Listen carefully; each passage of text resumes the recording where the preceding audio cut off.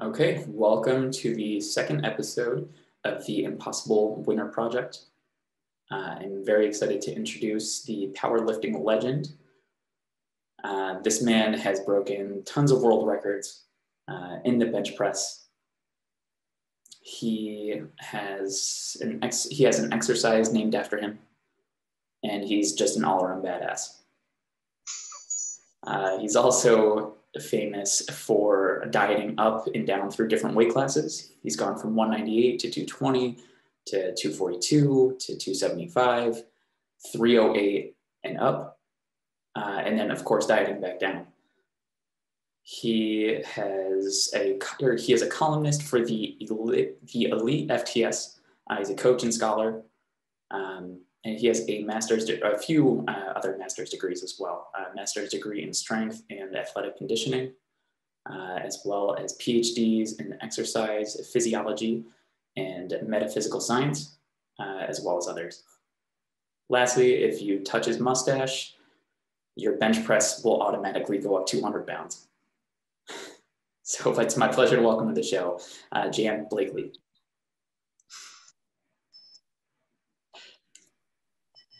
So the goal of a goal of mine is try to make some guests laugh every time I introduce them. Yeah, you were successful. Awesome. So I just wanted to start off with something light. I'm curious if you have any favorite powerlifting competition stories, or maybe some memories that you've had over your career. Well, that's a loaded question. Give me a more specific arena. Ask me a question about. I have a story about everything, Skip. Literally. So, okay. Give me a hint as to what might be interesting. What would you say is your most unique or your biggest achievement in your career? That's a good question. So there's going to be two answers to that because there's my powerlifting career and there's my career in life. And so I'll answer the life one first, and then we can, because it's bigger, and then we can talk about the little one, which was in my powerlifting career. I've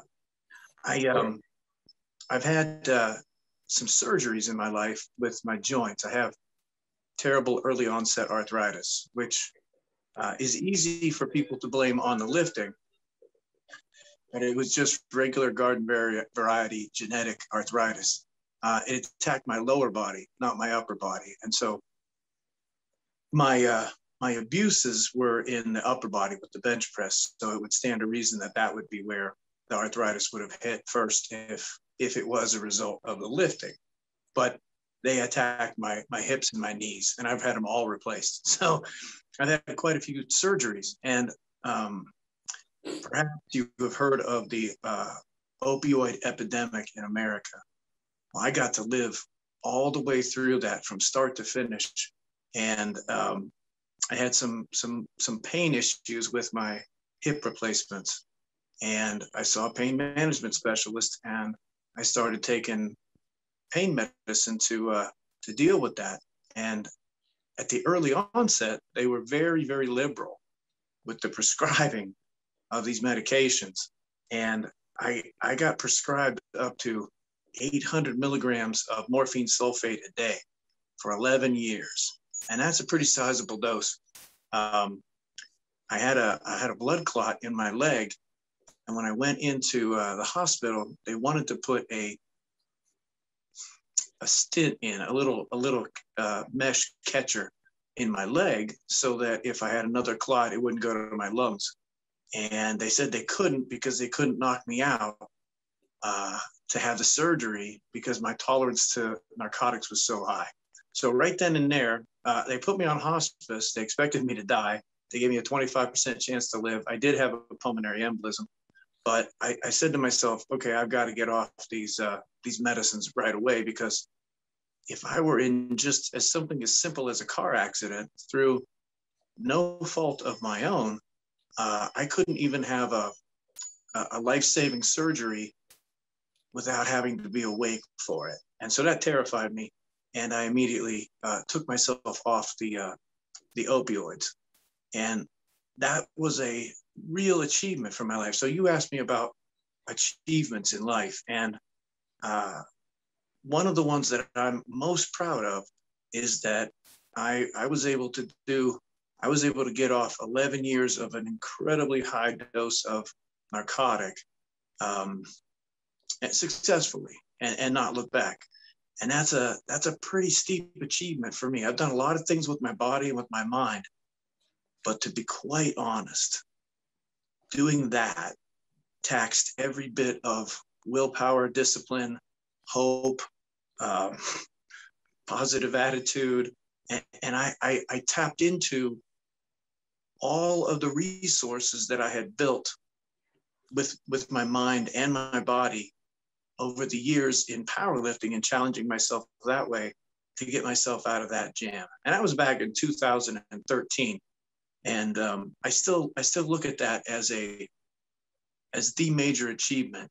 And I look at all the things that I did, gaining weight, losing weight, disciplining myself, being able to tolerate pain in the weight room and out. And I think they were all preparatory to that event. They got me ready to do that really hard thing. It's kind of hard to lift a couple 100 pounds on the bench press. And it's kind of hard to lose 80 pounds of body weight and gain it every year. But getting off morphine, nothing holds a candle to that. It's really hard. And I look back at all the things that I learned how to do disciplinary wise and inside myself to get me through. And I put absolutely every one of them to use. So sort of all my powerlifting career and all that stuff was all just to prepare me, I guess, to maybe it wasn't to prepare me, but it certainly came in super handy when it was time to really bear down and do something that's extra super hard. And so that's what I would call my greatest achievement in my life thus far. Who knows what I have ahead of me, but that was a really hard thing to do. And I'm super proud of that. And as far as my lifting achievements, I'm going to tether into that same answer because I set a bunch of records. I had 6 world records and 4 world championships and 2 World Cup championships. And I'm proud of all of them, but they've all been broken and you can't take those away from me. They never disappear. I still have them, but the records have been bettered by others. And so they don't stand per se in the same way that they used to. But the trophies and those accomplishments are pretty forgettable, quite honestly.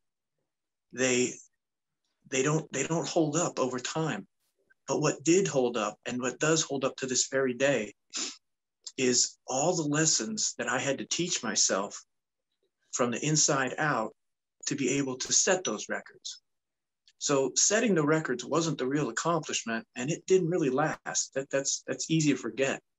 But what I live with every day is I'm the same person that I built myself into to be able to get those records in the first place. So those are the lasting rewards that, the person that I became, the person that I am now, the lessons I had to learn, the things I had to endure, the creativity, the curiosity, the problem solving, the discipline, all of those things I still have.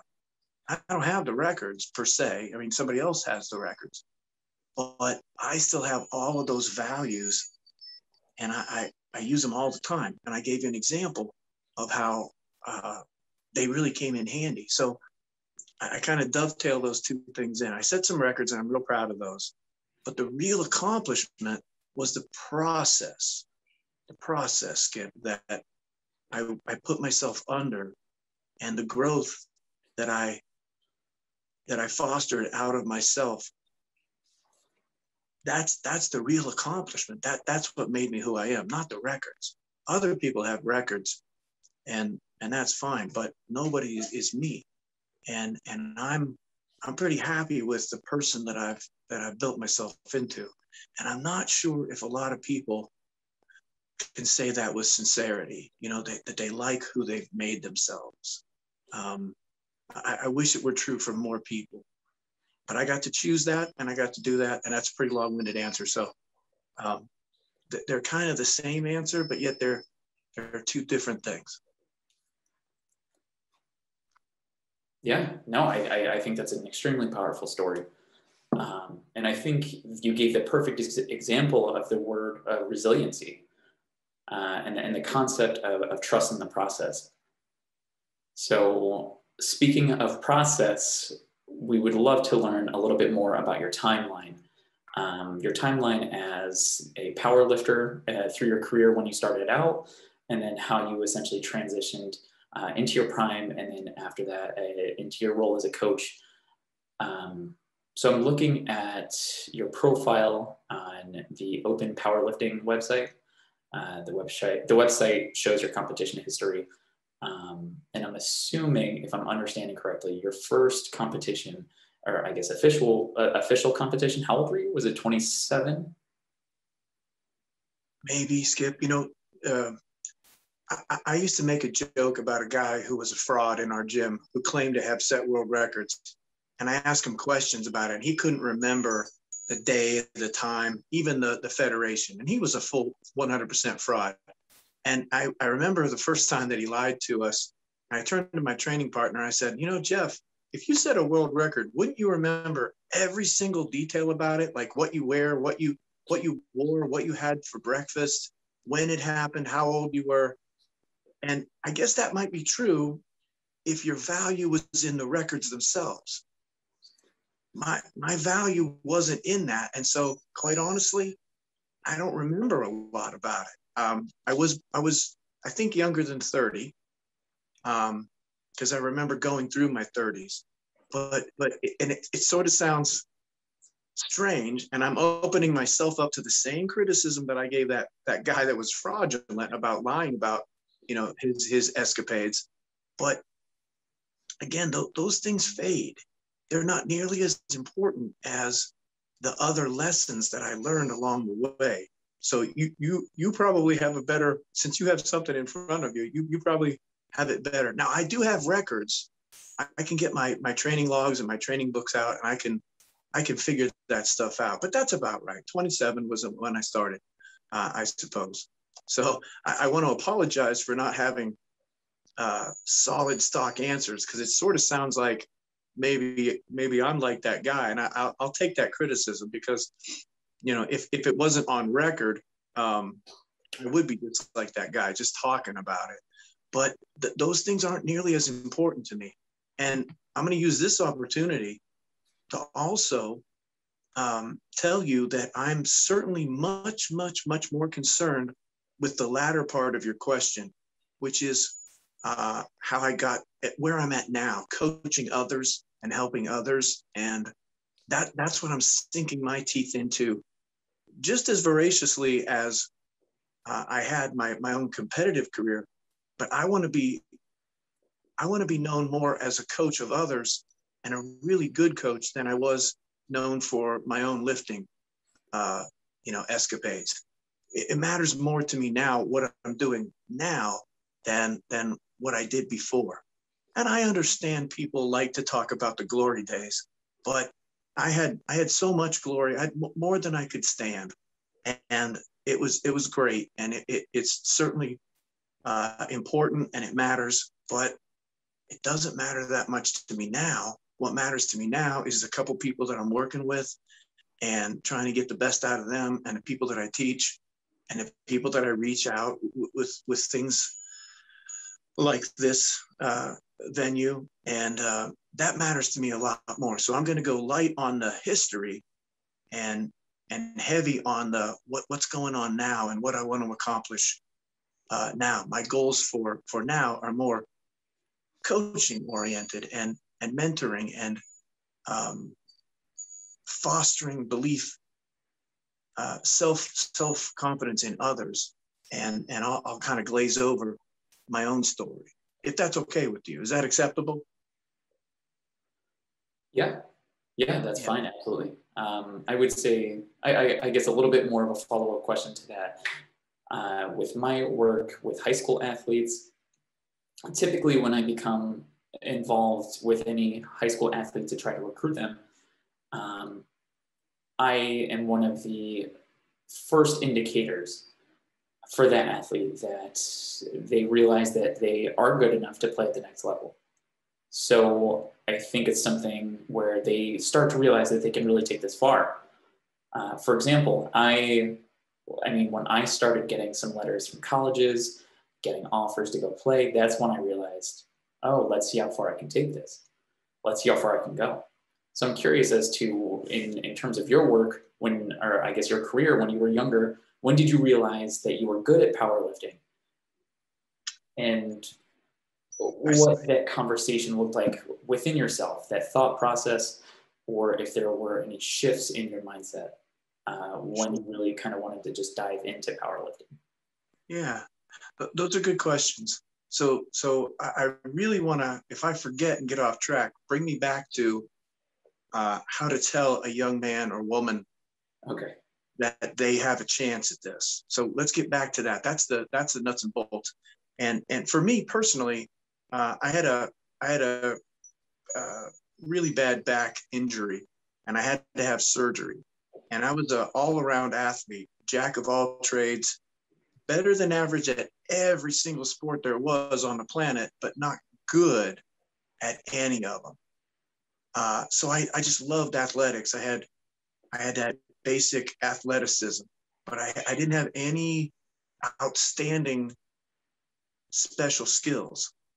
And so I played everything and I enjoyed everything at a slightly better than average level. But when I had the back surgery, I lost all that. I was literally, my entire sporting career looked like it had been taken away from me. And that happened at a very young age. That happened at about 20 years old. And so I was already lifting a lot, and I was playing competitive racquetball, doing competitive cycling, played every single intramural sport that the college would offer. I was a track and field athlete. I was a cheerleader, which I got a scholarship for. Did a little gymnastics with that. I mean, I did a little bit of all around everything. And I even had a season playing soccer on the varsity squad at Youngstown State. But all that was taken away from me because of the back injury. And furthermore, all of my lifting was taken away because I couldn't even sit on a preacher curl bench and pull because that tugged on my low back too much. The only thing left to me, Skip, was laying flat as a board on a bench and pushing up. That's the only safe exercise that I had that I could actually do without with reasonable amount of pain. And so I just, if that's all you have left, then you better grab it. So what that taught me, the lesson there, so that's how I started benching, because everything else was taken away, not by choice. It was just all I was left with. I don't think I would have chosen it because, Skip, at that point, I think my best bench was between 250 and 300. And that's not, I mean, I train kids in high school that bench close to 5. And so that doesn't bode well for self-selection. Like, I'm really good at this, so I'm going to pursue it. But what it did teach me, and I try to beat this into people, is that if you take all of your resources, I mean all of them, and you put them into one thing, and I mean just one thing, you can probably go a pretty damn long way in that thing. And that's what happened to me. I didn't choose the bench press. The bench press was the only thing offered left to me out of an enormously broad athletic, not career, but endeavor. I was I was in school for physical education and fitness and exercise physiology, and I just loved everything physical. And then I couldn't do any of it, with the exception of this one thing. I mean, I wasn't even walking around. I was put on 23 hours of bed rest a day. I was allowed up for 1 hour a day after my back surgery. That was the pitiful state of sports medicine back then. But it taught me that we all have plenty of resources at our disposal if we just consolidate them. It's the lesson of focus. It's the lesson of a laser beam. You can take like little kids used to take a magnifying glass and start a piece of paper on fire in the hot sun in my day. You could take a magnifying glass, and if you held the magnifying glass at just the right level, you could focus the sun's energy and you could light a piece of paper on fire. And that's what focus is. It's taking a lot of energy and smushing it down into just one little tiny piece. And that's what a laser is. It's a concentrated amount of energy in a tiny little space. And they have lasers that can cut through metal now. So it's not that you need a tremendous amount. You just need to know how to focus it. And what that would mean for somebody who was not in my situation, where things were taken away not by choice, it would mean the choice. And that's where we come to the word sacrifice. To focus all your energy, attention, drive, motivation, resources, money, you have to let go of other things. Now, I was spared that decision because of my injury, my surgery. But it still is true. The only way I would have discovered any of this about myself is by having it stolen away from me or taken away. It happened to me. And I'm super grateful for that lesson. I certainly was not at the time, but I certainly am now, because I know now, looking back, that I'm just an ordinary man who was able to do extraordinary things simply because of the lesson of focus, simply because the lesson of sacrifice. Now, again, at that point, I didn't have to make a lot of sacrifices, but I will tell you in no uncertain terms that I had to make a ton of sacrifices to take that initial investment in bench pressing and go all the way to be the best in the world at it. So then the same lesson replayed itself over and over again. I had to find more energy to put into just the one little tiny thing. So that is a super healthy lesson for young people. I really don't care what it is you want to do. You can probably be very, very, very good at it. Maybe or maybe not the best in the world. The top of the pyramid only has one stone on it, and that's a rare place to be. But you can get probably pretty damn close to the top if you learn the lesson of focus. And unfortunately, that also means the lesson of sacrifice. They come hand in hand. You only have so much energy, time, resources, money, motivation, but I do believe we all have plenty to get us just about anywhere any of us want to go. If I was playing baseball, I don't have to be Nolan Ryan. It would just be nice to get to the big leagues and play. I don't have to be LeBron James. It would just be nice to play and get paid to do something I love to do every day. You can probably get to a pretty high level. And, in sports, we weed out the ones that can't make it.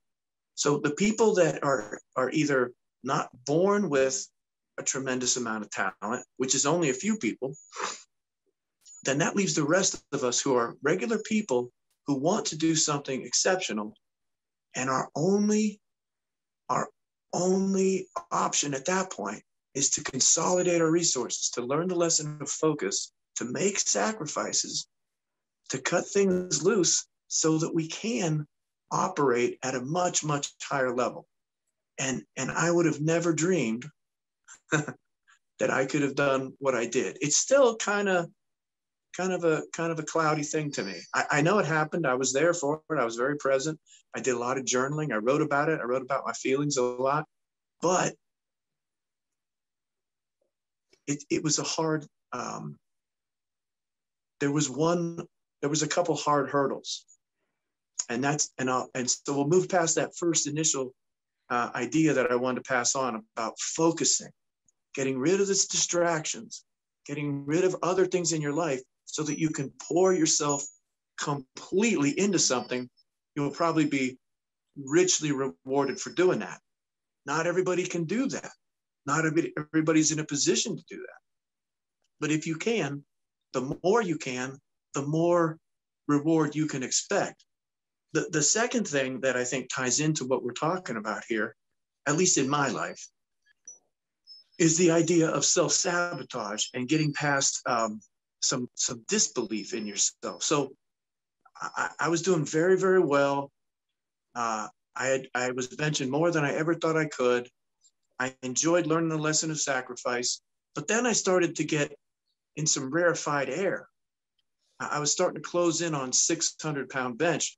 And as it turns out, I was the first guy from my state in Ohio, which is a huge powerlifting state, to bench 600. And as I got closer and closer to seeing that as a possibility for myself, I had a difficult time thinking that, hey, everybody else that has ever tried this has failed.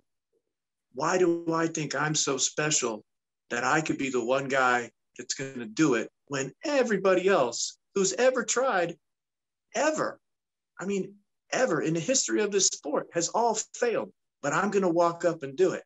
And that's a big bite to take off. So there's a difference between, consolidating your resources and focusing and getting to a high level. But all along the way, we have an opportunity to shoot ourselves in the foot. For me, it came at 600. I really started to resist believing that I deserved to have that, to be that guy. Because once you become the guy that benches 600, you have to live up to that every day afterwards. And it's, that may or may not be something that you're comfortable with. It's just like getting a job promotion. Everybody thinks they want the promotion, and then some people get it, and it's horrible. They're miserable at it. They don't want that much responsibility. They don't want that many people dependent on their good decisions. It was nicer before they got the promotion. And so I had to, I really had the classic, I think, self-defeating attitude where I didn't try consciously. This is all subconscious stuff.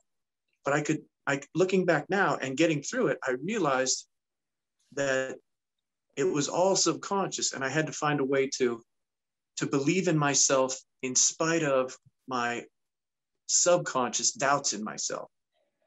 And that's a long, hard topic, but it may happen for some people right off the bat. Like if you were scouting some kids and they had never thought of themselves as being able to play college ball or pro ball or minor league ball, any of that first initial shock, that's an opportunity for them to engage in some of this self-defeating behavior, self-sabotage, self-doubt. For me, it happened, luckily, at a fairly high level before I got a good solid dose of it and choked on it. But there's ways to get through it. And I think that,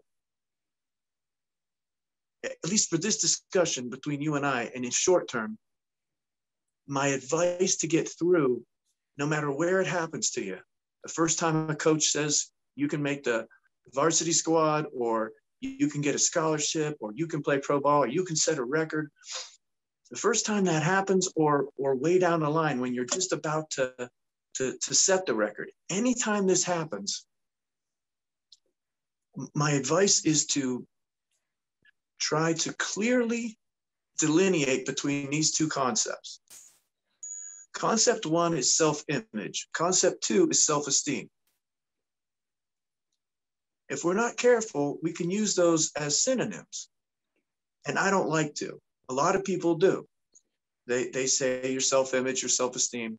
And maybe in the vernacular, that's true.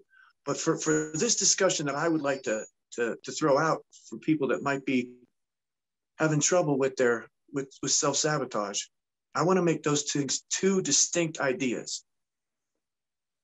The self-esteem is how you value yourself. Are you a good person? Are you a bad person? Do you deserve to win? Do you not deserve to win? Have you been a good boy or a bad boy?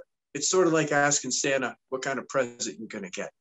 And that has a lot of judgment, and it has a lot of values, and it's not helpful really to deal with this situation, because then you think it becomes transactional. If I do certain things, then I will deserve to get certain rewards. And that sounds on its face like it's okay. But remember, we're talking about your ego. We're talking about the deepest part of you, how you value yourself. And so I want to set that aside and contrast it with this other idea. And you'll see why I want that to go away for a minute. I want it to go away because I want to talk about self-image. I want to put our focus on the image we have of ourselves without no judgment. Just, can you see yourself wearing that hat, doing that thing? When you think about yourself, can you see yourself as a father, as a coach, as a teacher, as a firefighter, as a lawyer, as a politician? When you think of you, can you imagine and create an image of you doing that thing, X, Y, Z, setting a record, getting a scholarship to play ball, whatever it is? Can you see that? This has nothing to do, or it doesn't have to. If you want to, conflate it with all kinds of value judgments about, deservedness and value and worthiness, you can, but you don't have to. The way to escape all that crap and that weight of the self-esteem issue is to focus on the image. Keep trying to see yourself doing the thing that you want to do, regardless of judgments. Can you put a picture of yourself being a good father, being a responsible citizen and voting, doing this, doing that, doing anything, building your own birdhouse? Are you? It doesn't matter whether you're good with wood or not handy. Can you imagine you doing those things? It's when we reject the image that we have trouble. When we accept the image, here I am, I'm going to teach these kids. I'm going to be a teacher. Here I am, I'm going to be a firefighter. I'm going to do my job well. If you can see the image, you can release yourself from the values of that image. Well, firefighters are good because they help people. Or if you're a cop, can you imagine yourself being a dishonest cop? If that's in your self-image, you might be on the take. But can you imagine yourself being a good cop and saying no to bribes and to nefarious things that cops can do if they want to? So it's about creating images. Well, it doesn't have to be, but I think this is a good way to get around some of the quagmires we can get into when we think about self-esteem. If you want to achieve something, focus on the image of you doing it, repeat it over and over and over in your mind. See yourself doing the thing and resist at all costs judging yourself about it. If I do this, people will love me. If I get a raise, my girlfriend will want to marry me. If I achieve this thing, I will be liked by my friends. Those are all values that are tied to the thing. Just see yourself doing the thing. Focus on the image of yourself doing whatever it is you want to do. If you want to bench 600 pounds, you got to see that over and over and over. Because I will tell you this, regardless of your esteem, if you do not have the image in your mind of you doing that thing, if that does not exist a priori, you will have a very, very hard time making it happen. Even if you love yourself and you value yourself and you think you deserve all good things, if the image, if your self-image does not include that accomplishment, you will fight yourself tooth and nail. And the closer you get to it, you might find the more aggressively you resist it. And so I think we can get around a lot of this. I know I did. I know that was my only way around, was to let go of the judgment, let go of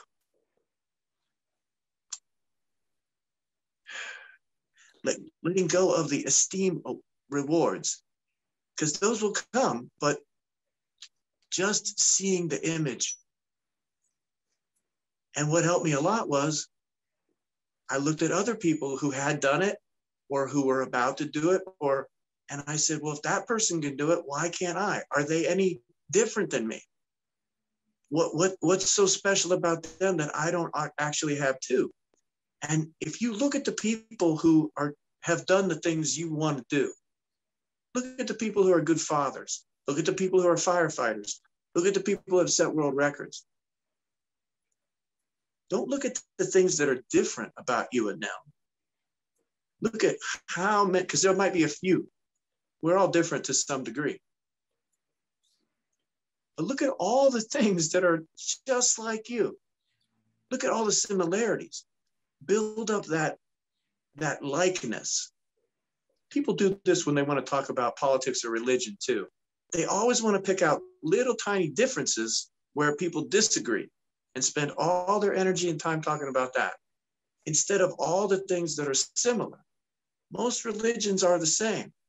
Most Americans want generally the same stuff, but all the arguments about religion and politics are about little tiny differences, and they're a small number in comparison to all of the things that are the same.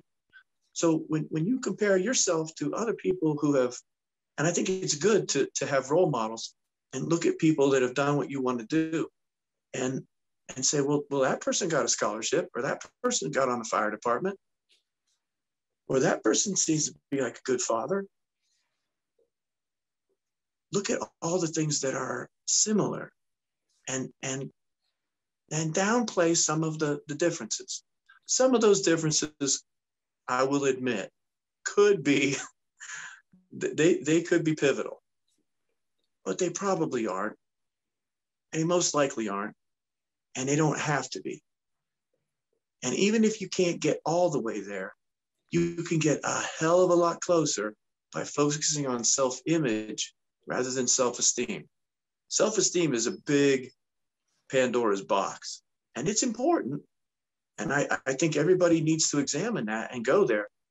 But for our discussion here, I think that I think I've made my point clear on, what I feel about that. So I'm not sure where we are now, Skip. You can bring me back up to, I went off on some tangents there, but I hope that they were, useful. No, I thought that was great.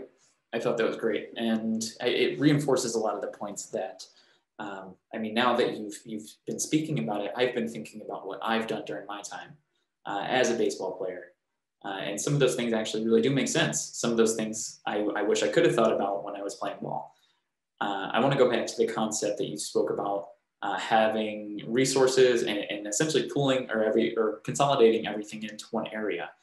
I think one of the things that really stood out to me when I was coming up, I guess more specifically during my senior year, because that was a big year for me in college. That was when I realized that I could take that next jump up and continue on to the next level. So it's very similar with what you said, and being in that rarefied air and getting closer to that next level. So when I decided to, I guess, revamp my environment, for example, I would post pictures of all of the other schools and their first basemen. I played first base in ball, so I would post a picture of all the other first basemen, and it essentially became a hit list for me. Anytime I played against them and I had a better game than them, I would cross their face off. And I was using that as motivation. Sometimes if I didn't feel like practicing or I didn't feel like working out, I would just look at those pictures, and those pictures would be looking back at me, and it felt like they were trying to beat me. So I think it's that kind of concept of trying to control my environment in order to help me stay on track.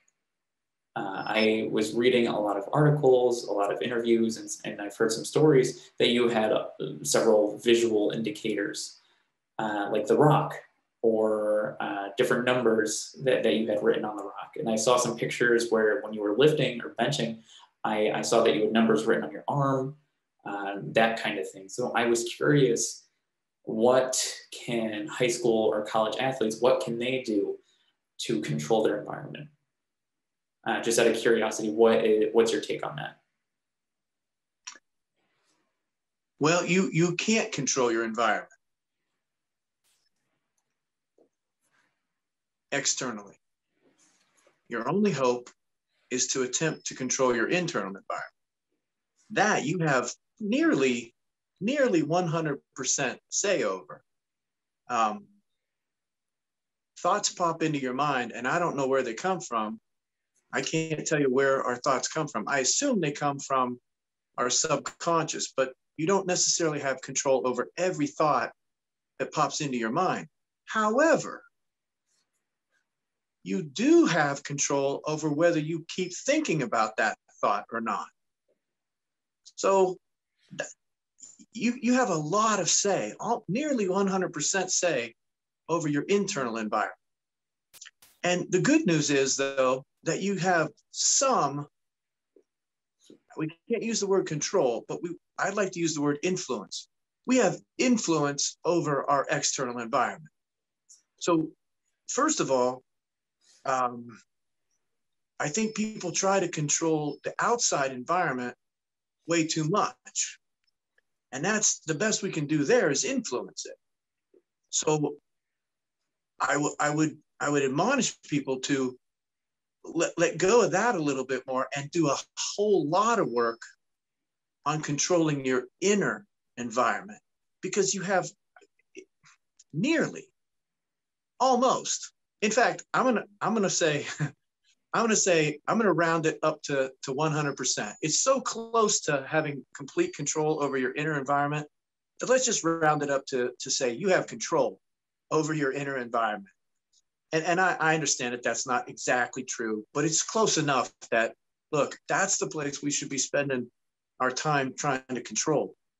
And so the things like my rock and writing things and my visual reminders, what they were doing was they were cues when I saw them to remember what I should be doing inside. So I put, I would have a goal for the next meet, and I would put that number everywhere I could see it. So I'd put it on, I had a little one of those old label makers, a Dymo label maker. And I would put like 650, and it just take up a little bit of space. And I'd make a little label, and I'd put it right on the refrigerator. And I'd put it where I could see it, and I'd put it on the handle. And I'd put it on my car window. And so when I'm driving, I'm looking at the cars and stuff, but that number's there. I would put it on my watch. I'd look down to see what time it was, and it was always 6:50. I mean, I could still see the time, but the number, it was a constant reminder of my goal, but what do I need to be doing? What can I be doing right now that's going to help me achieve that goal? So, I mean, I put it everywhere. The bathroom mirror, my toothbrush handle. You know, there's just these numbers all over the place that would feed into my consciousness, but it was a cue for me to think, is there anything I can do right now that might make my chances for success in 5 weeks better? Can I stretch? Can I read? Can I take a bubble bath? Can I, you know, can I meditate? Can I listen to music? Can I visualize? What can I be doing right now that will help me when I get underneath that 650 pounds and try to lift it? And so this goes back to that consolidating your resources and your energies. If you constantly remind yourself that I'm in training, and that doesn't mean I'm just in training in a gym or when I do my meditation or at the training table when I eat. I'm in training from this moment until I get under that weight and try to lift it. 24/7. When I'm asleep, that's part of my training. I even did some work with trying to manipulate my dreams and stuff, because, you know, you're sleeping. If that can make me better, I looked into that.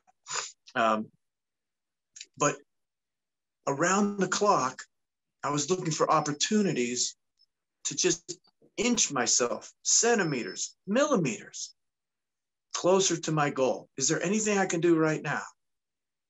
And of course, it was all over me, and people would see it and they'd be like, what's 650? And that would be a chance for me to tell them.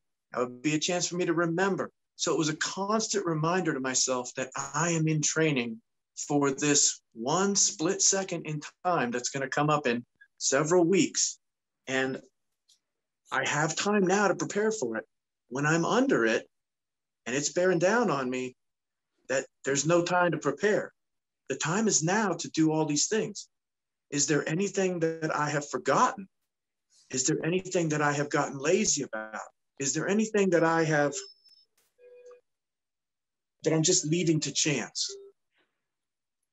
And so putting myself in that state of preparedness for weeks and weeks and weeks at a time, let alone the actual, visualization of the success. So I would, before I lifted 650 on the platform that day, I had lifted it successfully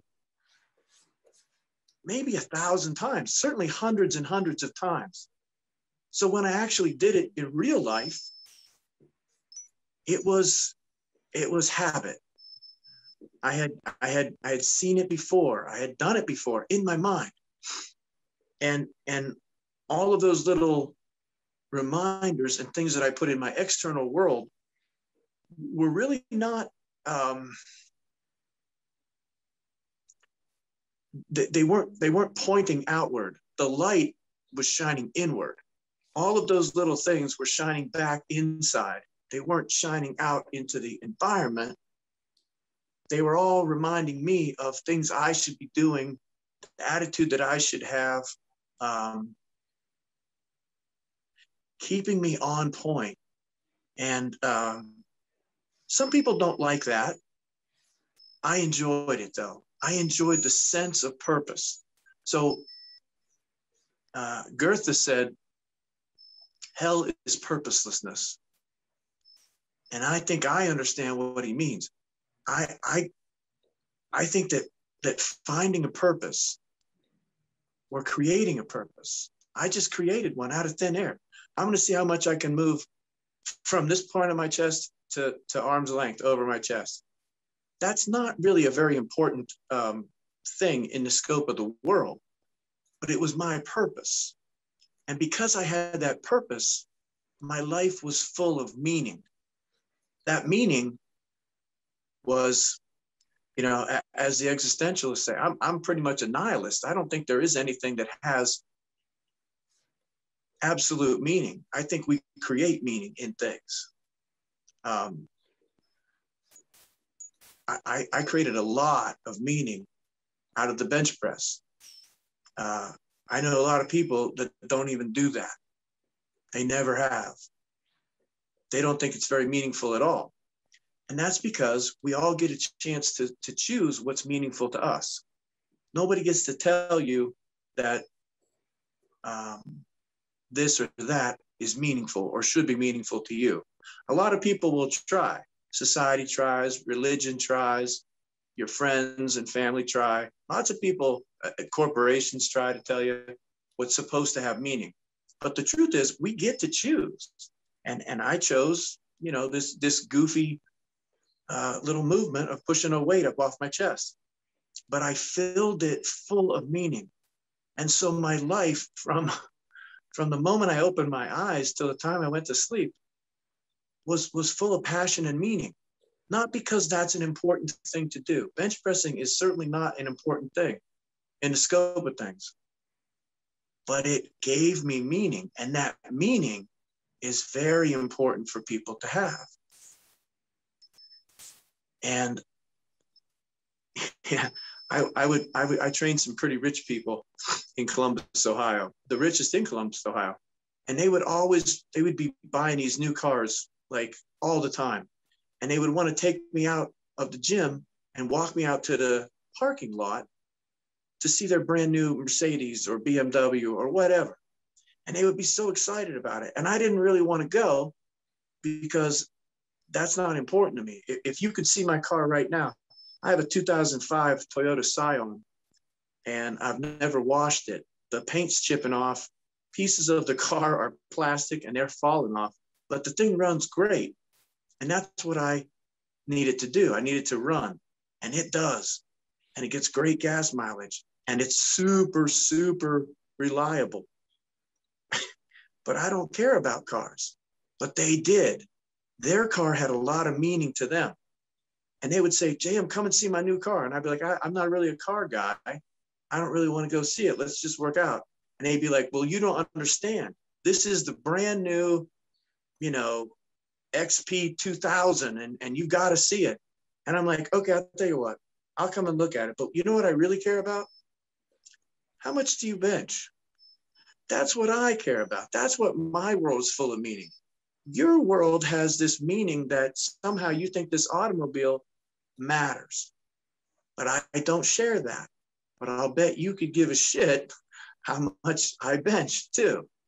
And so therein lies the rub of this, and I think we should probably talk about that later, this creation of meaning where there is none, being able to create purpose.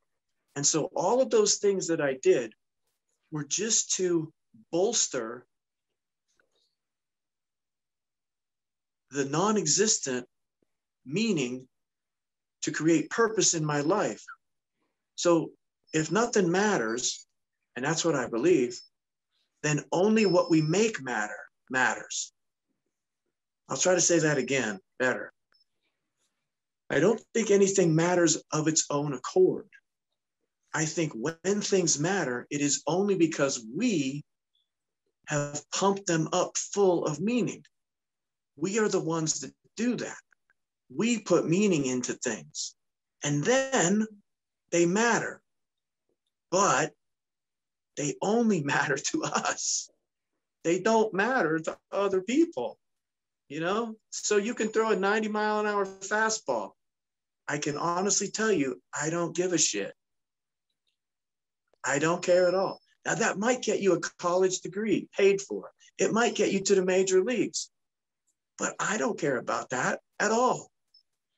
I care about, right now, I care about increasing my hen's egg laying rate. I got a little hobby farm and I want more eggs. And I care about that. That has meaning to me. if you're throwing a 90-mile-an-hour fastball, 99-mile-an-hour, who knows? You probably don't care about whether your hens are laying 5 eggs a day or 6 eggs a day. But I do. Now, who's right and who's wrong? Me or you? Neither. We both have chosen to make things matter to us. We're both trying to give our lives purpose. And so all the things I did in my athletic career and with the bench pressing and the numbers and the t-shirts and the everything that I did that might have seemed like it had an external application, it really was all, the flashlights were all pointed in to shine more light on me and what I need to be doing inside. Because I've said this many times and it bears repeating, because every single time I say it, it is still true. Champions are built from the inside out. And that's again, that's true for most of us. There are a few incredibly blessed individuals and they stumble into championshiphood. They just fall into it by accident, but they're super rare.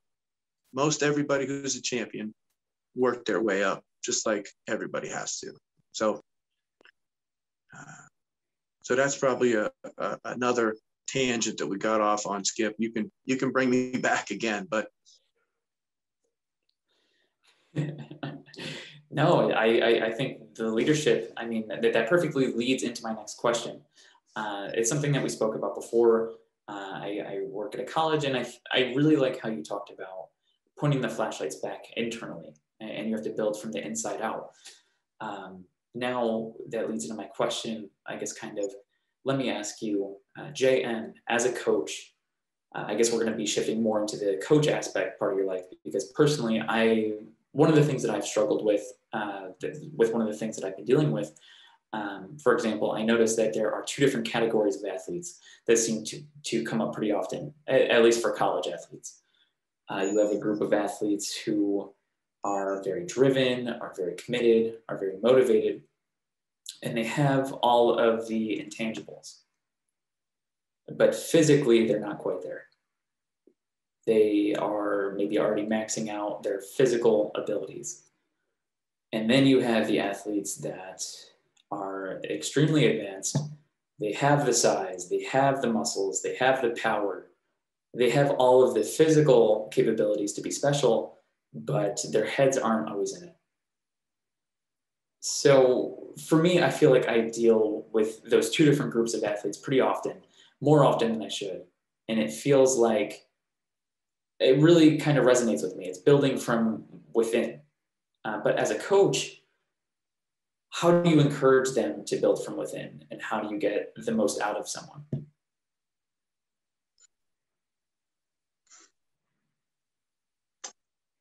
it's a hard lesson, because if an athlete has had a modicum of success and they haven't really explored the internal workings, then they just think that they just need to do more of what they've already done. And it's hard to convince them that they're going about it the wrong way, especially if they've had a little bit of success, because, but that only leads so far. Working from the outside in will only get you so far.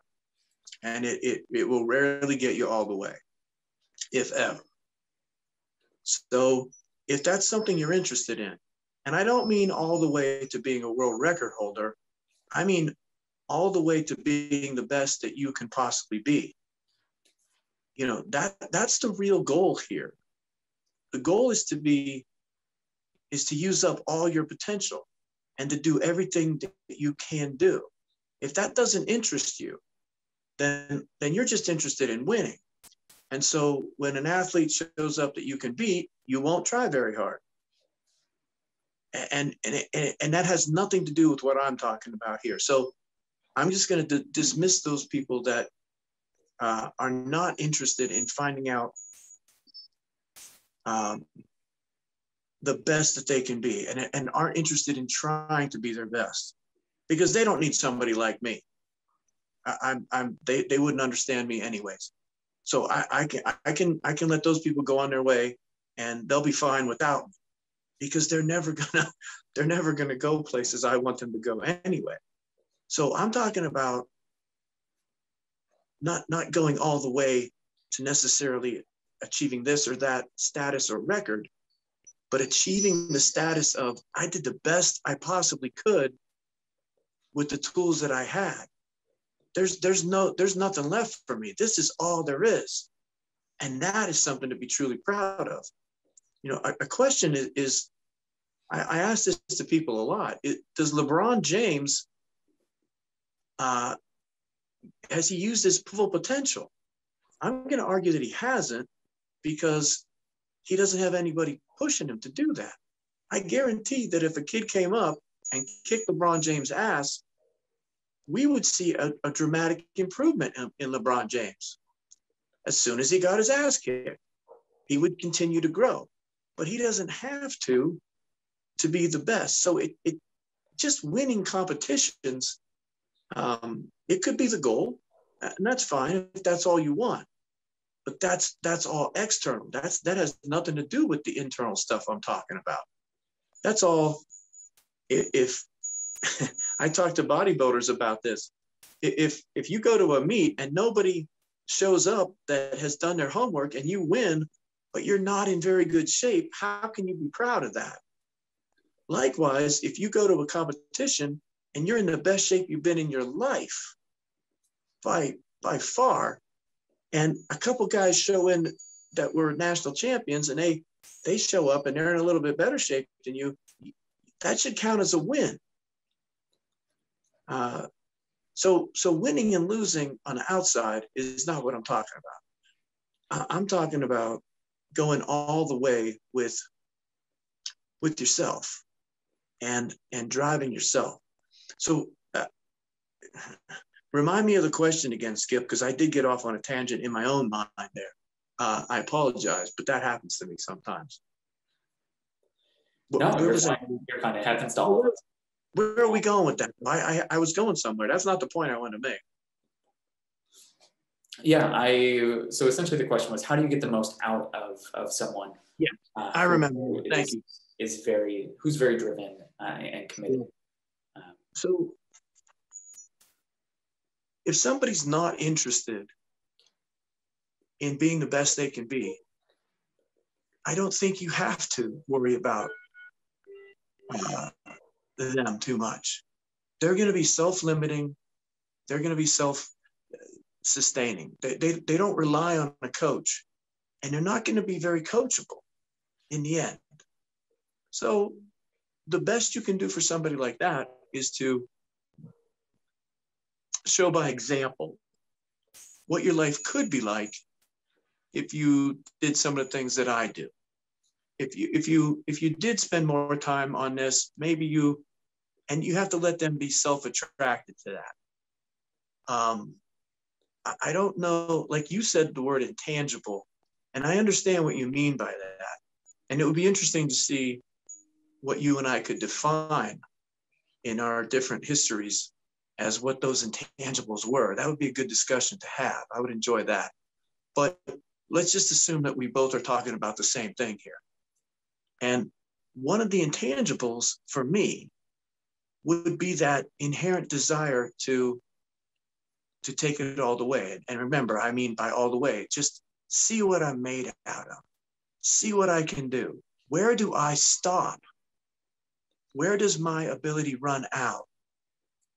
If you're happy with operating at a percentage of your ability, especially if you're, blessed like LeBron James or some people, and you don't really have to run it at the red line, I can't fault you for that, But for me, I could never live that way. I personally would always be curious. And I came up against one of these guys. He was a 198-pound lifter, and his name was David Waterman. And he was a bodybuilder, but he was really strong, and he did some bench press competitions. And in the money meets way back then, everybody competed for the money. There was only one cash prize usually. And we did it by coefficients. So it was how much weight you lifted versus how much you weighed. So Dave beat me one day. I lifted 700 pounds and he lifted like 615, but he weighed 198 pounds. He benched triple body weight. And so he won on what they call coefficient. And afterwards, I went up to him and I asked him, I said, Dave, that 615 went up like, it was so easy for you. What can you really bench? What's your real max? And he said, I don't know. And I said, no, come on, man, tell me. You can tell me. I'm just curious, man. I just want to know what you got in you. And he goes, I really don't know. I don't really max. I just do enough to win. I just do enough to win. And I said, come on, you got to be curious. You got to have tested yourself in the gym. Don't you want to know how much more you have in you? You obviously have more than 615. And he said, no, I'm not curious. I don't care. I like bodybuilding. I just do this because I'm good at it. He and I were different on that fundamental level that you talked about when you said intangible. He did not have the intangible quality of wanting to challenge himself, wanting to test himself, wanting to see how he stacked up against himself. He was interested in taking the money home because he could. Nothing more. So there wasn't any, I don't know what Dave feels or thinks, but I can imagine that he doesn't have any personal reward. His reward was the trophy and the money. And there was nothing inside him when he beat me that day. And I think that's sad. For me, he's missing out on the important thing. So as a coach, I don't feel a lot of responsibility to an athlete like that who isn't interested in their own personal development, because that's why I do this. That's why I coach people. I don't coach them to win. I don't coach them to achieve goals. I coach them to better themselves. I coach them so that they can discover things about themselves. And that may sound, I don't want to come off as like I'm holier than thou and everything I do is for a higher purpose and it's better than just winning and losing. Because winning and losing matters a great deal. I don't want to give anybody that opinion that I don't care about winning or losing. It's just that I care about some other things more than that. There's no reason I can't care about both. I just care about self-discovery, self-understanding, self-confidence, self-esteem. I care about those things more than I care about winning or losing a meet. And so when an athlete doesn't have any curiosity about that, I don't feel very obligated to try to give them that. What I say about motivation, I'm going to say this quote, but before I say it, I want to sort of, I want to kind of undercut it before I say it. I'm fully aware that there's value in winning and losing. And I'm fully aware that a coach has a responsibility to help motivate athletes. I see one of my pivotal roles as being a good motivator. And I strive to get better at that. And I strive to learn my athletes and learn how to motivate them better. But I don't feel responsible for being the genesis of their motivation. So here's the quote. My quote to my athletes is, I'm going to show you what to do. You have to come here motivated. Don't count on me to motivate you. So here's the quote. If I say we're going to chew glass the next workout, I expect you to show up with a bottle in each hand.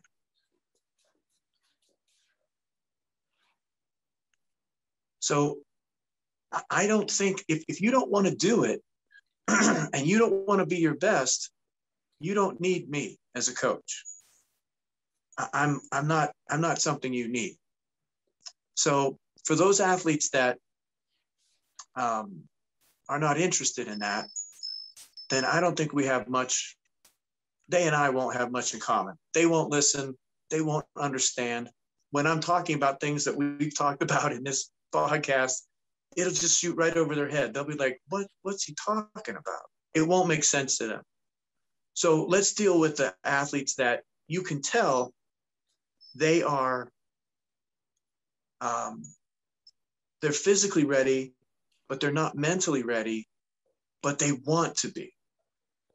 So I'm going to assume, so that was a long way to go to get to this point, but I'm going to assume that what can we do to help people who have some physical gifts and just are on the mentally weaker side.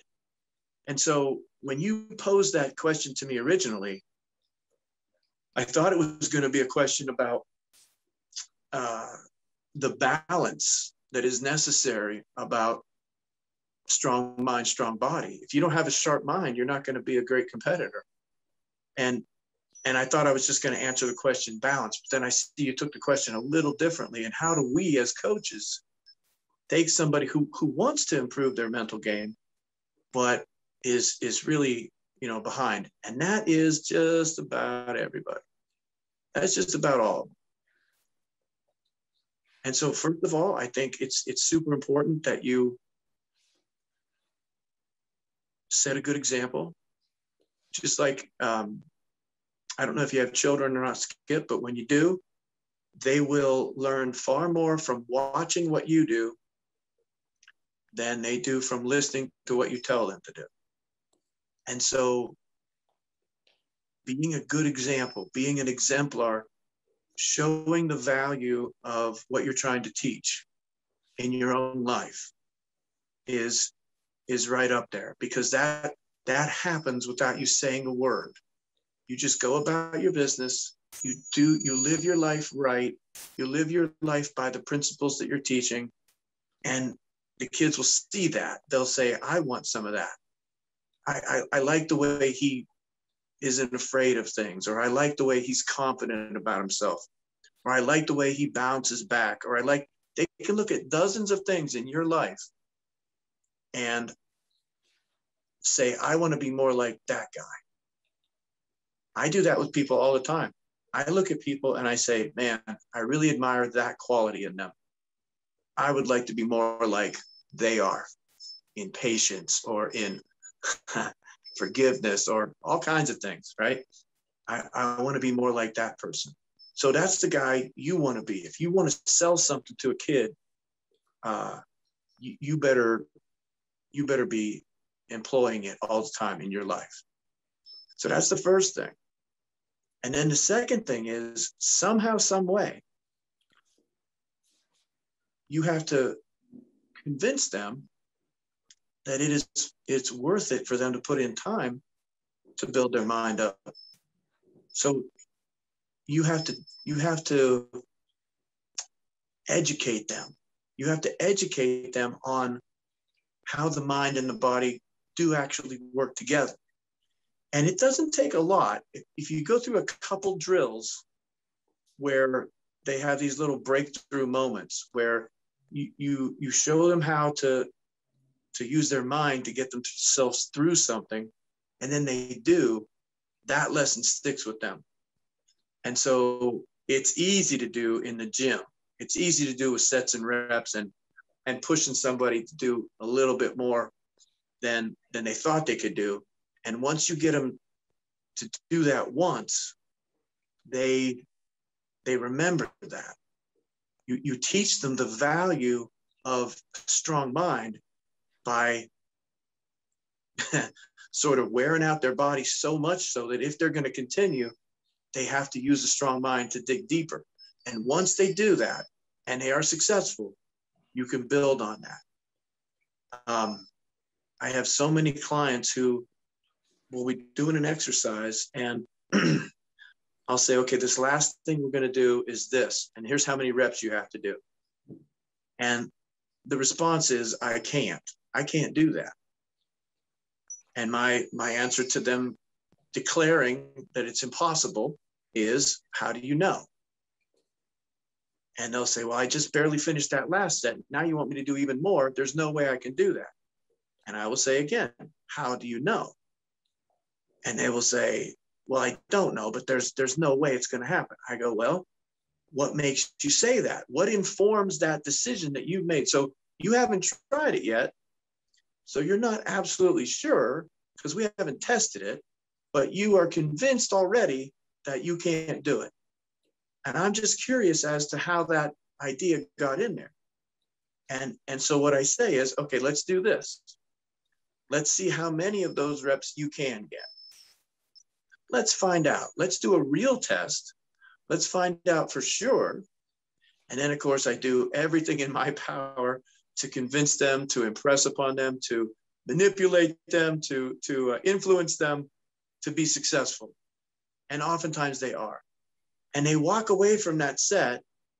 And I always remind them, I say, well, you said you couldn't do that before you had tried. So in the future with you and I, you're allowed to you're allowed to doubt yourself, but you can't say that you can't do it until you've tried and failed. When you've tried and you've failed, you can say, I couldn't do it. But here's the rub. You have to trust me as a coach to not want to crush you under something you can't do. You have to believe that I know enough about you and enough about training that I'm not going to ask you to do something that I know you're going to fail at. I'm not in the failure business. If I'm asking you to do it, you may not think you can, but you have to trust me that I think you can. And I'm responsible for your training. I'm responsible for putting the weight on and asking for the reps. That's my job. Your job is to try to do it. And then once you can get this bargain with them that, okay, if you say it, I will try it. And I won't say no or I can't until after I fail. And all you have to do is get them through one of those sessions, one time on any exercise where they said they couldn't, and then you show them that they can, and they will never say I can't again, not out loud.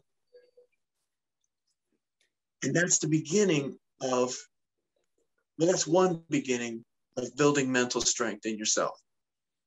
Withholding judgment until you've given your best. And that's one way to go about it. And there's other methods that I use, of course.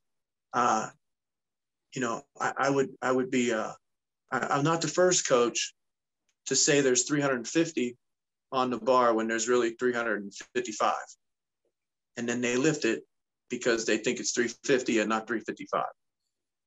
And that's an important thing too, when they realize that most of the time it's them that holds them back, not the weight on the bar.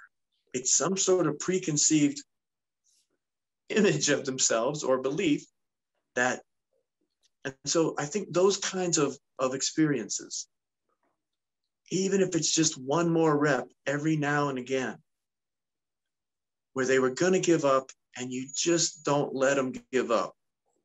And you beg and you plead and you motivate and you demand and you insist and you do whatever you have to do for that particular person to get them to do that one more rep.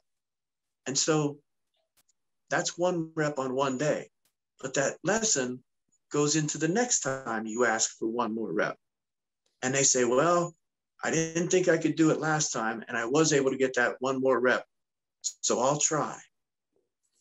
And I think that goes a long way into, I guess a word that pops into my mind now is grooming them into this habit of trusting you. Now you can't let them down. You can't crush them, you know.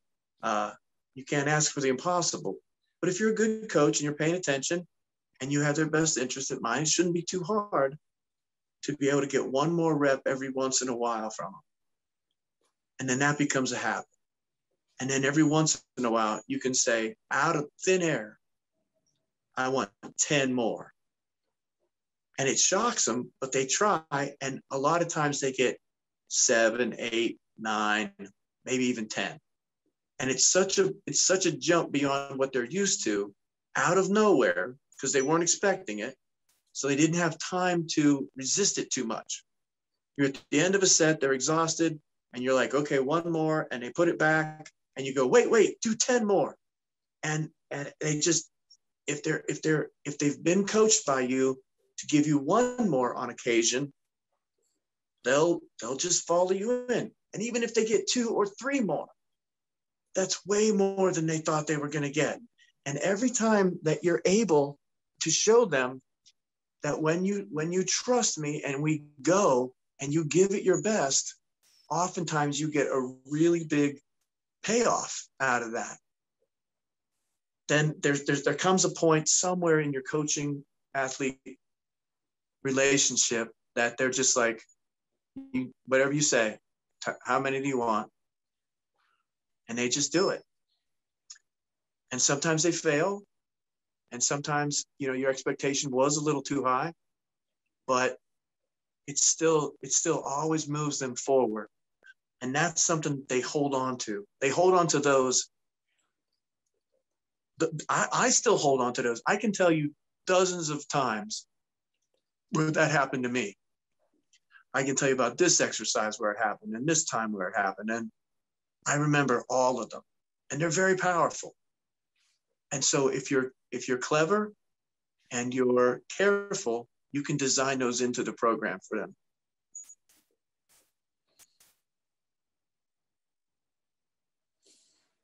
Wow. Yeah, no, that's really cool. It's fascinating.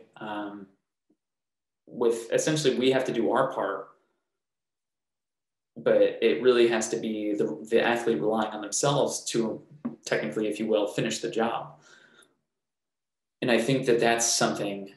There was one post that you made that really made me want to bring you on the podcast. When I was reading through all of your content on social media and your YouTube channel and all of that, I thought about some of the things that you had wrote.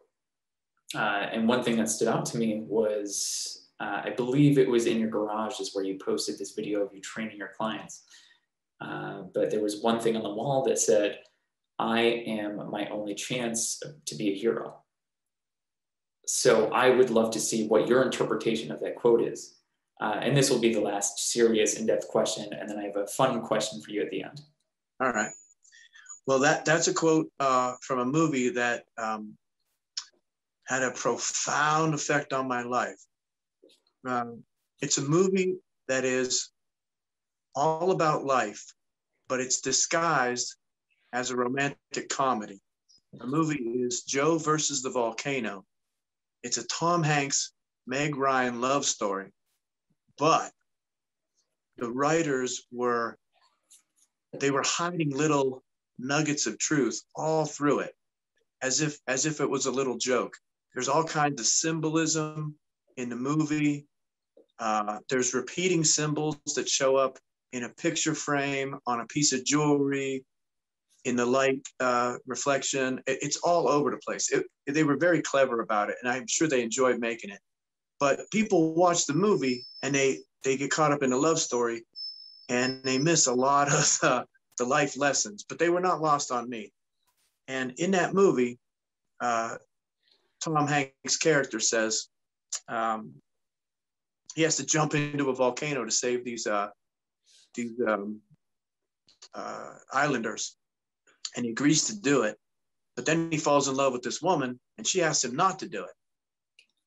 And he says to her, she goes, "You're not going to do it, are you?"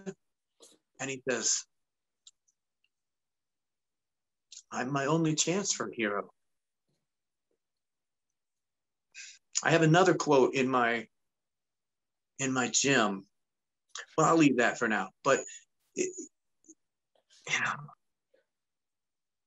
life is hard. Life is wonderful, but we are alone inside our heads. I try to reach people. I try to let people in. But in the end, at the end of the day, our brains and hearts are locked inside a little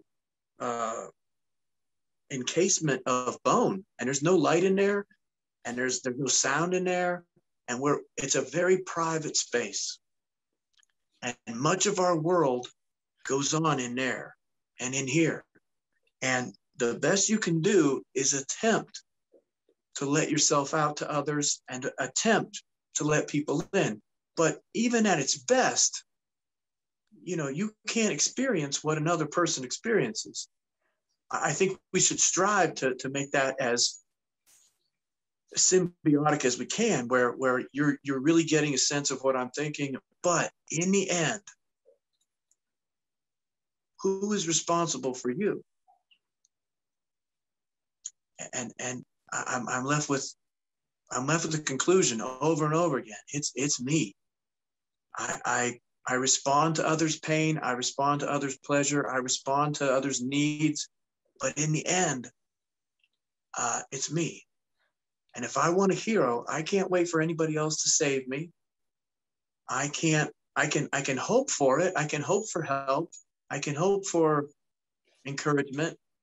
But the deal that life and biology and spirituality has made with us is that we're pretty much alone inside that self. And we get, like I said, a lot of autonomy in there. And so if your life isn't the way you'd like it, a lot of that has to deal with you. Certainly, absolutely, things befall us that we have no control over, and we have to cope and make do. But a lot of things don't. And we have a lot of say in our own world. And so I like the idea of I read Joseph Campbell a lot, and his ideas about the hero and the hero myth and legend. And I think it's valuable. And I read Jung and archetypes of the hero. And so those things they resonate with me. I grew up, loving heroes and villains and all that stuff. So that's in my early indoctrination. But who better to be a hero to than yourself? If you can look up yourself as your own hero, you have an independence that other people don't. It's fine to have heroes. I don't have many, but I'm not saying that's bad. And I'm not saying that, I don't want to say anything derogatory about hero worship. I just don't do a lot of it. I think some of it can be valuable. More so the modeling ourselves after our heroes. But if you can actually be your own hero, if you can fulfill that role for yourself, you're not gonna have to go without very much. Whereas if you depend on somebody else to swoop in and fix things, or to make things right, or to protect you, then you're at their mercy. And hopefully they will come through for you. But what if they don't? When you're your own hero, you have an autonomy and a freedom from all that, all the rest of that, where people are counting on somebody else to do something for them, that is very satisfying. It's very satisfying to work on being your own hero and to work on taking care of yourself. If you don't take care of yourself, that means somebody else has to. And that's a burden that you place on other people. I think it is fine for us to be interdependent. I actually enjoy the feeling of, I mean, that's what a team is. Teamwork is interdependence. But there's a freedom from that when you can take care of yourself, you depend on fewer and fewer people to make things okay for you in your life. And when you take that responsibility upon yourself to care for yourself and to be self-reliant, Emerson and Thoreau are some of the American existentialists that I like. And self-reliance is a big, it's incredibly empowering. I don't think we should do it to the negation of connecting with others. That's a mistake. It's a mistake to say, I don't need anybody. I don't want anybody. I'm going to stay to myself. And you miss out on a ton of stuff that way. So I'm not saying that. I'm saying something different. You can still interact with people and quote unquote need people, but there's a sweet spot. There is a place where you take care of yourself and you let others care for you as well. You choose to allow people to help you. I got that about 3 years ago. One of my best friends told me, he said, JM, you have got to learn this year. It was in the beginning of the year. He said, this year, you've got to make this year the year where you let people help you. And so, you can take autonomy too far, and that keeps you away from people. And that's no good either. But being so dependent on your, I don't want to say happiness, but I'll just use that because people seem to know what that means. I'm not sure I do, but if you depend on others for your happiness,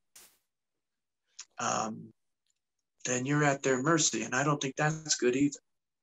I think there's a sweet spot. I think there's a place we can exist where we can take care of ourselves, but we can also let go of the reins and let somebody else do some driving sometimes. I think that's nice.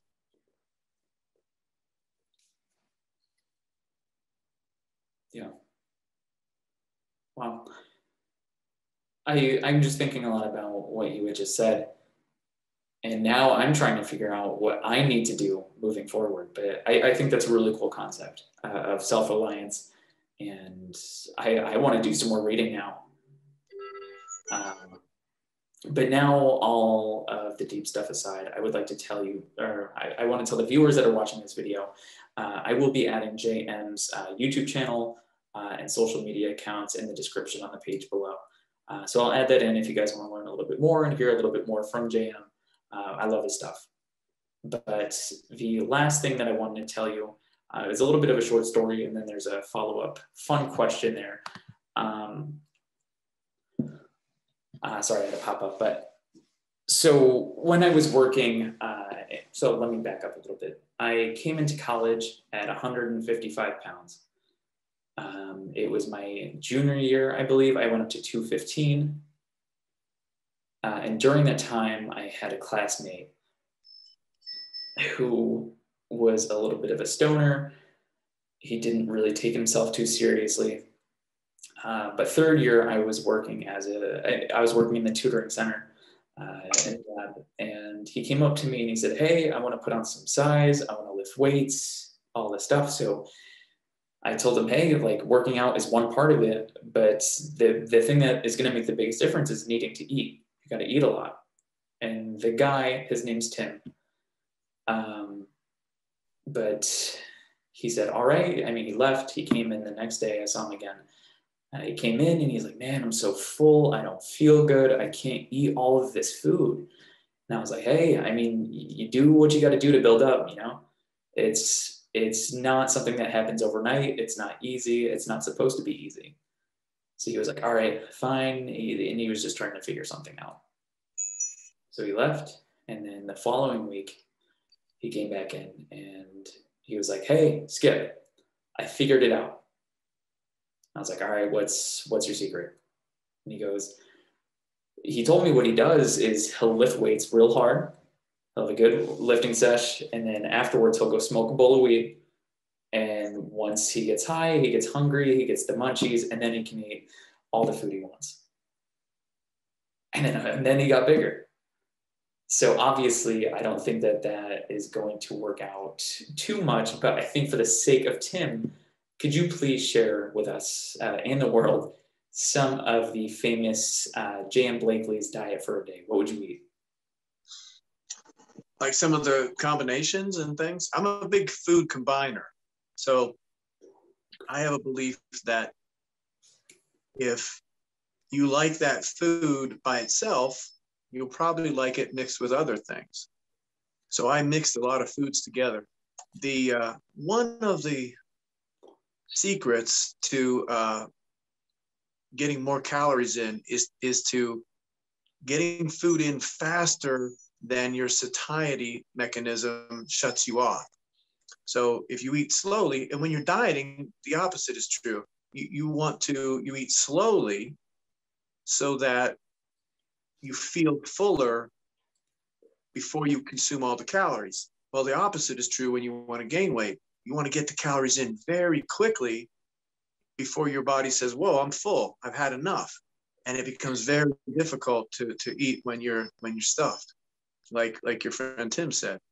So one of the concepts that just made perfect sense to me was the calories per chew or calories per bite. How much food can I get down calorie-wise in this next swallow? Or how many times do I have to chew this food before I can swallow it? So to compare and contrast two of the same foods that would have different values for this palatability is what the professional food manufacturers call it. How much the food falls apart in your mouth. So you could take a steak, a New York strip steak, and you could eat a bite of that, but you would have to chew it and you would have to swallow it. Whereas if you ground that up, if you took the strip steak, put it through a meat grinder, turned it into fine hamburger and cooked it, you could pretty much put it in with a spoon, chew it once or twice, and down it goes. It's gone. So that's exactly the same meat. It's exactly the same nutrition, calories, protein, fat, carbohydrate, vitamins. Everything's the same about those two bites. But one bite goes down quickly and easily without much effort or conscious thought. And the other one you got to work at. So, eating mashed potatoes is a lot faster than chewing up a bagel.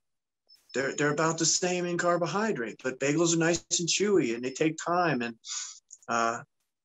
or even something as simple as a baked potato versus a mashed potato. And so things that are more easily processed become better choices. So one of the things that I did was I began to add calories to foods that I was already eating to increase their caloric density.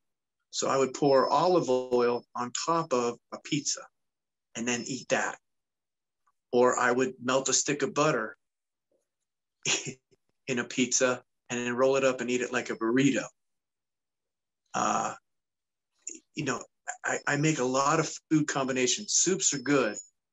I can take a crock pot and put all sorts of what you might consider ridiculous ingredients in there.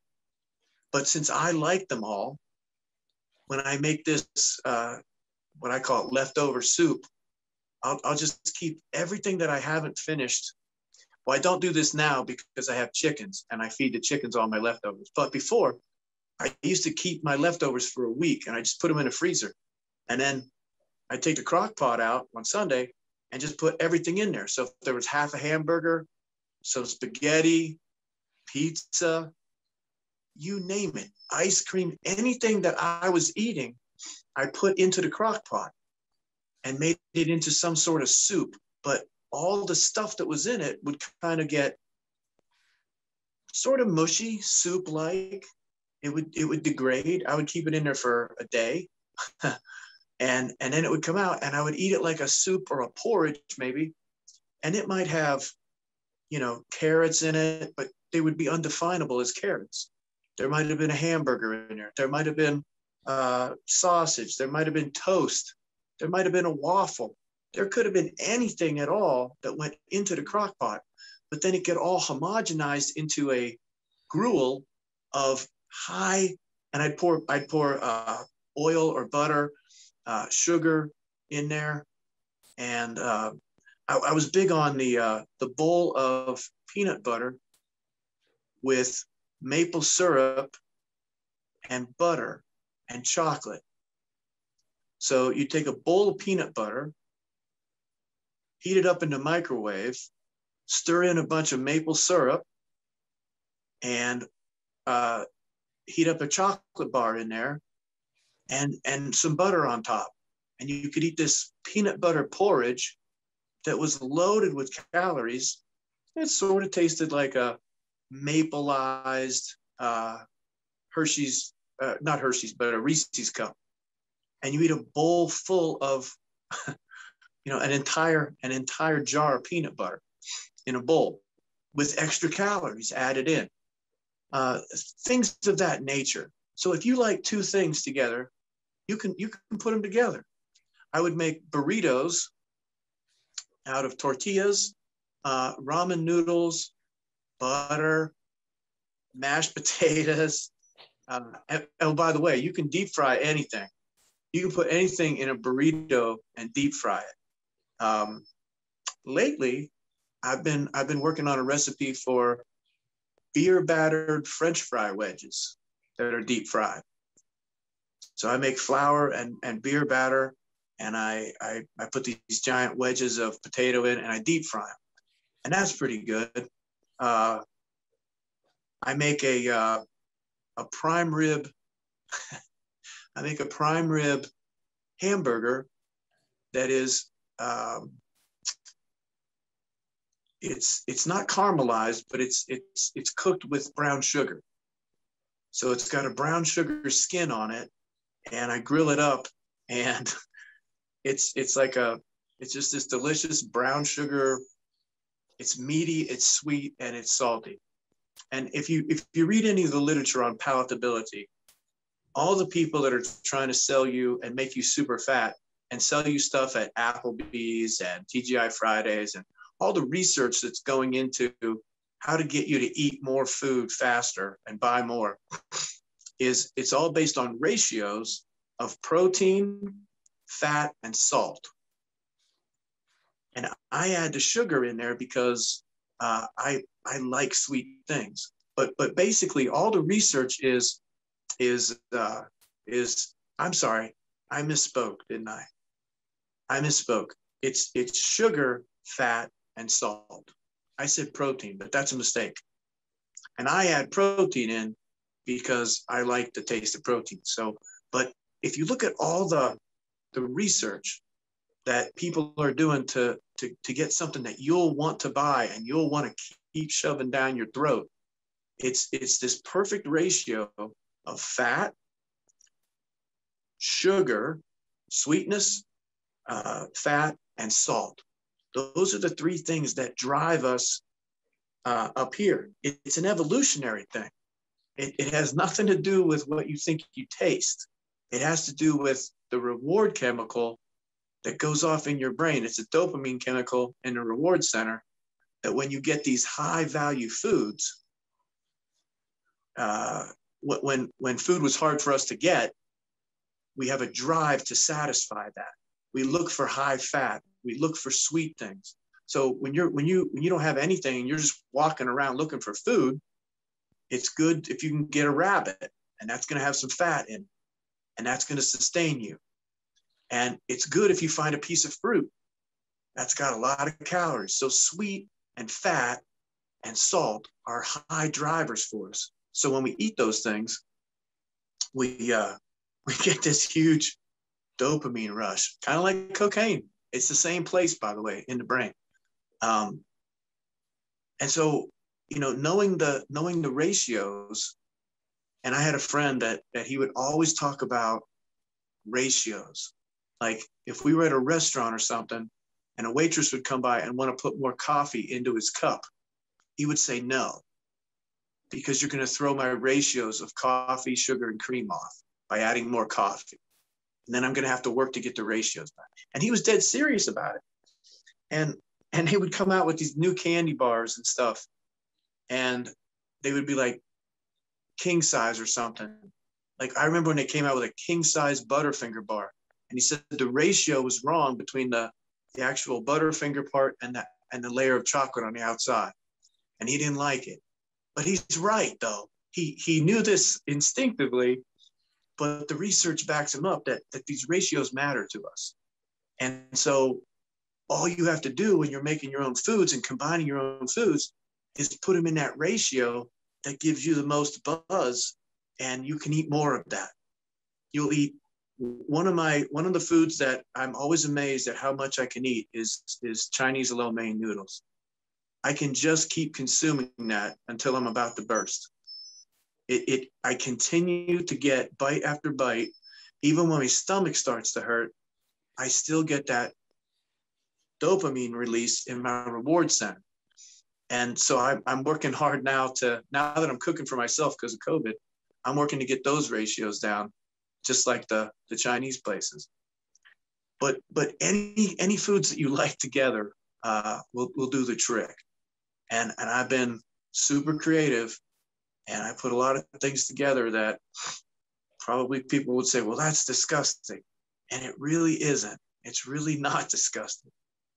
If you think about maybe, any soup at all, it's got tons of ingredients. If you think about a Chipotle burrito, it's got rice and beans and meat and vegetables. It's got all kinds of ingredients, and sour cream and guacamole and hot sauce. I mean, that's a lot of ingredients. If you think about, just think about anything that has a pizza, if you have a bunch of ingredients. So don't be afraid to put stuff together that you like. I do a lot with sour cream and cottage cheese. I put that on everything. I love cottage cheese in my soup. I make a chicken noodle soup with bone broth and chicken and eggs and Klutsky noodles, and I throw big dollops full of cottage cheese in there. And it is delicious.